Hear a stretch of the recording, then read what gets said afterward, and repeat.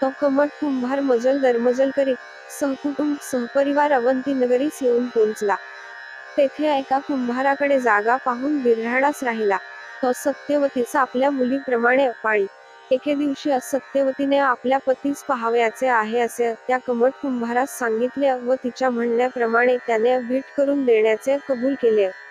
मग रात्री तो गाढवापाशी गेला व त्यास म्हणाला, गंधर्व महाराज, तुमच्या म्हणण्याप्रमाणे राजाने आपली कन्या तुम्हास अर्पण केली. ती सत्यवती तुमची वाट पाहत आहे व माझ्याही मनात तुम्ही उभयतांनी आता आनंदाने वागावे असे आहे. हे अकमटाचे भाषण ऐकून गंधर्व म्हणाला, लग्नाचा मंगल सोहळा अद्याप पावेतो कोणत्याही प्रकाराने झाला नाही, तरी पण असुरी गांधर्व विवाह करून सत्यवतीचा मी स्वीकार करीन. हे ऐकून कमट म्हणाला, महाराज, आपण म्हणता ही गोष्ट खरी आहे, परंतु आपण पशुच्या देहाने वागत आहात. अशा अवस्थेत मनुष्याचा संग होईल कसा? हा माझा संशय फेडून आपल्या स्त्रीचा अंगीकार करावा. ते भाषण ऐकून गंधर्वाने उत्तर दिले की तिला ऋतुकाळ प्राप्त झाला म्हणजे चौथ्या दिवशी मी माझे मूळ स्वरूप प्रकट करून स्त्रीची मनोकामना पूर्ण करीन. यास्तव तिचा चौथा दिवस मला कळवावा. हे भाषण ऐकून त्यास परमानंद झाला. त्याने ही गोष्ट सत्यवतीस सांगितली, तेव्हा तिलाही आनंद झाला. पुढे काही दिवस लोटल्यानंतर सत्यवती ऋतुस्नान होऊन चौथा दिवस प्राप्त झाला. त्या दिवशी कमटाने जाऊन गंधर्वास सांगितले. ते ऐकताच त्याने गाढवाचा वेश टाकून सुरोचन गंधर्वीचे स्वरूप प्रकट केले. नंतर त्याने जडावाचे दागिने घातले व भरजरी पोशाख केला. त्यामुळे सूर्याप्रमाणे लखलखीत तेज पडू लागले. ते तेजस्वी रूप पाहून कमटाचा आनंद पोटात मावेनासा झाला. स्वर्गीच्या रत्नाचे आज प्रत्यक्ष आपल्या घरी दर्शन झाल्याने आपण धन्य झालो असे त्यास वाटले. सत्यवती दैववान म्हणून हे पुरुषरत्न तिला प्राप्त झाले, असे अनेक दृष्टांत योजून तो आनंदाने सुरोचनाच्या पाया पडला व विनंती करू लागला, महाराज, मी अज्ञानी आहे. मी दुष्टाने तुमची योग्यता न जाणता तुम्हास बहुत कष्ट दिले. तुमच्या पाठीवर ओझे घातली, वाहनासारखा उपयोग केला व निर्दयपणाने मारले नाही. तरी मजकडून अज्ञानपणे झालेले अपराध पोटात घालून त्यांची क्षमा करून मला पदरात घ्यावे, असे म्हणून त्याने पायांवर मस्तक ठेविले. मग कमटाने सुरोचन गंधर्वास हाती धरून घरात नेले व सत्यवती त्याच्या स्वाधीन करून तिचा प्रतिपाळ करण्यासाठी विनंती केली. मग ती उभयता एकांतात गेली. तिने त्याची षोडशोपचारे पूजा केली. मग गांधर्व विवाह करून उभयता अत्यंत प्रीतीने रममाण झाली. त्याच रात्री सत्यवतीस गर्भसंभव झाला. गंधर्वाने तिला आपणास शाप दिल्याबद्दलचा सविस्तर मजकूर निवेदन केला. शेवटी तो म्हणाला, हे सत्यवती, तुला पुत्र झाला म्हणजे मी स्वर्गी गमन करीन. तुझा तो पुत्र मोठा योग्यतेस चढेल व विक्रमी नानवाने सार्वभौम राजा होईल. धैर्य, उदारपणा हेही गुण त्याच्या अंगी पूर्ण असतील व तो शककर्ता होईल. असं पुत्ररत्न तू प्रसवलीस म्हणजे मी तुझ्या ऋणातून मुक्त झालो असे समज. मी शापमुक्त होऊन तुला टाकून स्वर्गास गेल्यानंतर तू मजविषयक बिलकुल दुःख मनात आणू नकोस. त्या पुत्रापासून तुला अनेक सुखे प्राप्त होतील. असा तिला बोध करून पुनः वेश पालटून सुरोचन गंधर्व गाढव होऊन राहिला. सत्यवतीविषयी लोकांच्या मनात संशय येऊन ही मुलगी कोण आहे, असे जो तो कमटास विचारी. तेव्हा तो त्यास सांगे की ही माझी मुलगी आहे. बाळंतपणासाठी मी तिला माहेरी आणले आहे. पुढे 9 महिने भरल्यावर उत्तम वेळेवर ती प्रसूत होऊन पुत्ररत्न झाले. 12व्या दिवशी बारसे करून मुलास पाळण्यात घालून त्याचे नाव विक्रम असे ठेविले.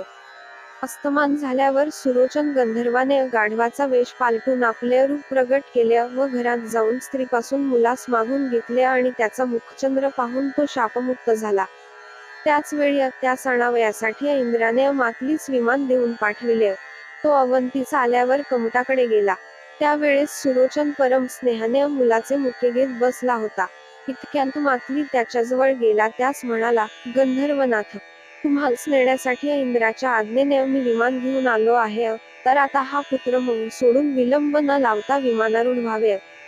अमरनाथ वाट पाहत बसला आहे.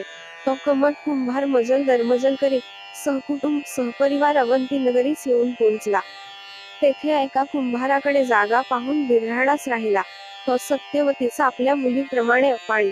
एके दिवशी सत्यवतीने आपल्या पतीस पाहावयाचे आहे असे त्या कमट कुंभारास सांगितले व तिच्या म्हणण्याप्रमाणे त्याने भेट करून देण्याचे कबूल केले. मग रात्री तो गाढवापाशी गेला व त्यास म्हणाला, गंधर्व महाराज, तुमच्या म्हणण्याप्रमाणे राजाने आपली कन्या तुम्हास अर्पण केली. ती सत्यवती तुमची वाट पाहत आहे व माझ्याही मनात तुम्ही उभयतांनी आता आनंदाने वागावे असे आहे.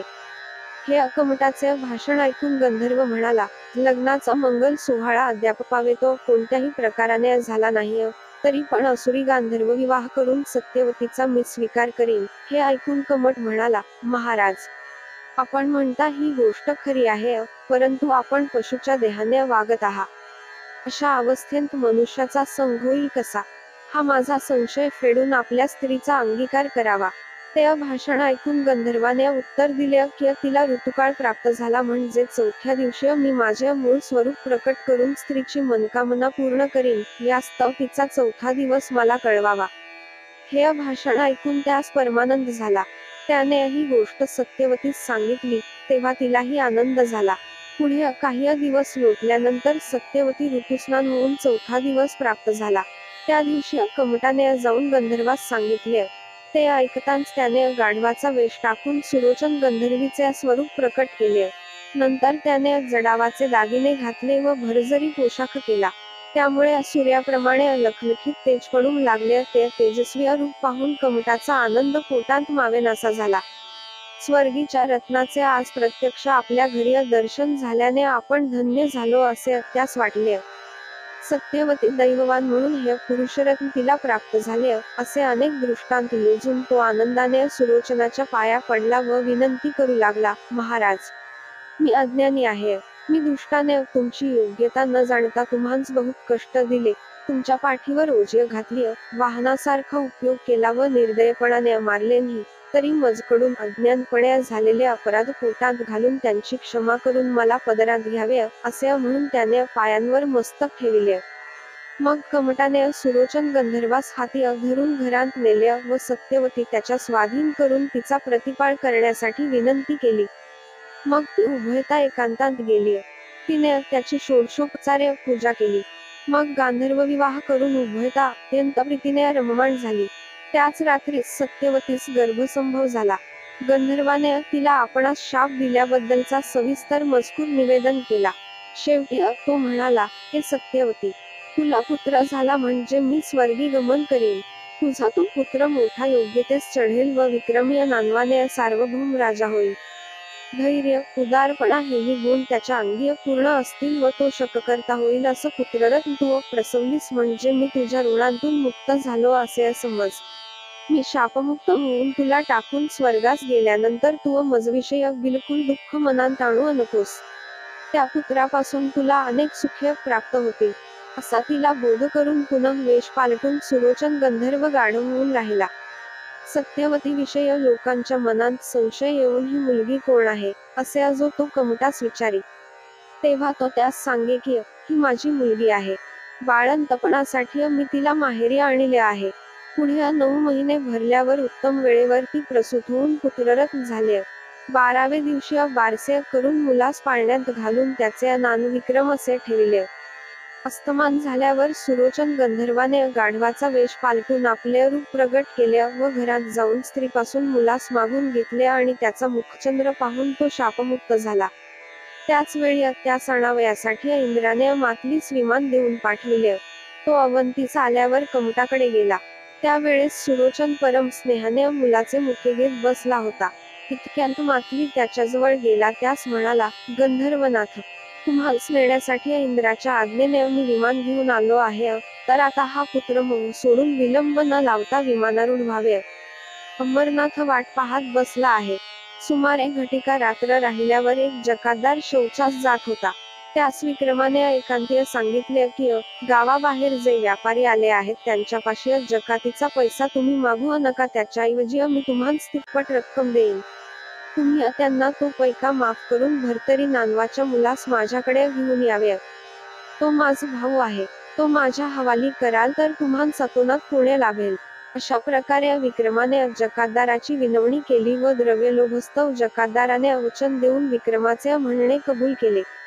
पुढे कचेरीत आल्यावर जकातदाराने शिपाई पाठवून त्या व्यापाऱ्यांस बोलावून आणले आणि मालाची टीक करून दस्तुरीच्या पैक्याचा आंकडा केला. मग तुम्हांमध्ये भरतरी नाणं कोणाचे आहे म्हणून त्याने व्यापाऱ्यांस विचारले. ते ऐकून व्यापाऱ्यांनी भरतरीस बोलावून जकादारास दाखविले. त्यास पाहताच त्याच्या तेजावरून हा कोणीतरी अवतारी असावा असे जकादारास वाटले. त्याने व्यापाऱ्याच्या मुख्य सेकीकडे नेऊन सांगितले की तुमच्याकडे जकातीचा जो आंकडा येणे आहे त्याची मी तुम्हास माफी करून देतो, पण तुमच्याकडे जो भरतरी आहे त्यास काही दिवस आमच्याकडे राहू द्या. असे बोलून त्याने त्यास पुष्कळ प्रकारे समजावून वळवून घेतले. मग व्यापाऱ्याने भरतरीस 2 गोष्टी सांगून त्यास खुश केले व ऐवज वसूल करून त्यांतून जकातीची रक्कम घेण्याबद्दल जकातदारास सांगितल्यावर भरतरीस जकातदाराच्या स्वाधीन केले. तसेच माल विकून कोणाकडे काय येणे राहिले आहे हे जकातदारास माहीत आहे. यास्तव यांच्या मार्फतीने सारा वसूल कर, तुला जी मदत लागेल ती हे करतील असे भरतरीस बजावून व त्यास जकातदाराकडे ठेवून व्यापारी निघून गेले. मग जकातदाराने विक्रमास बोलावून आणले व त्यास जकातीच्या रकमेचा आंकडा दाखवून तो सर्व पैसा भरावयास सांगितले. तेव्हा विक्रमाने आपल्याजवळचे एक रत्न जकातीचा ऐवज पटेपर्यंत त्याच्याजवळ गहाण ठेविले आणि सांगितले की तूर्त भरतरीस माझ्याकडे नुसता भोजनास पाठवीत जा, पुढे हळूहळू ओळख पटेल. असे विक्रमाचे मत पाहून जकातदाराने भरतरेच्या देखत विक्रमास सांगितले की आमचा हा गडी आहे, ह्याची भोजनाची सोय तुझ्याकडे कर. तुझी आई स्वयंपाक करील व शिधा मी येथून धाडीत जाईन. याप्रमाणे ठरल्यावर त्याचे बोलणे विक्रमाने मान्य केले व भरतरीस घेऊन तो आपल्या घरी गेला. घरी ओटीवर 4 घटका उभयंतांचे बोलणे झाले. मग विक्रमाने रात्री झालेला हा सर्व प्रकार आईस सांगितला. तेव्हा तिला अति आनंद झाला. मग पुत्राप्रमाणेच भरतरीचे संगोपन करण्यासाठी विक्रमाने आईस सांगितले. भोजन झाल्यावर भरतरी तेथेच राहिला. तो जकातदाराकडे गेला. तेव्हा त्यास सांगितले की तू विक्रमाच्याच घरी राहा, मला कारण पडेल तेव्हा मी तुला बोलावीन. मग भरतरी विक्रमाकडे राहू लागला. ती दोघे मायलेक भरतरीवर अतिशय ममता करीत व ती तिघे अगदी आनंदाने वागत. स्वस्ति श्री नवनाथ भक्तिसार कथामृत अध्याय 26 समाप्त.